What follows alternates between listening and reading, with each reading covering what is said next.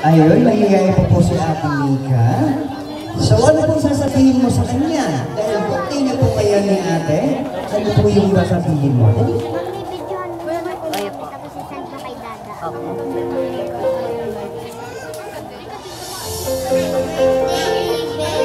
Thank you for inviting me. Wow!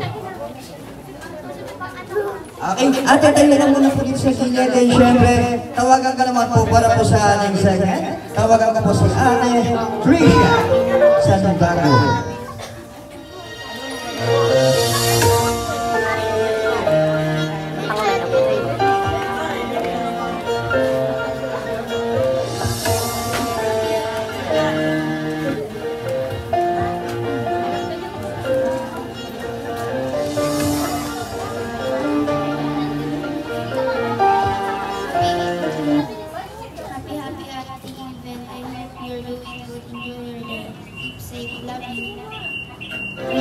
Alright, Ate, thank you. And syempre, tawagan naman po natin si Ate Mickey. Hello. Ordinary.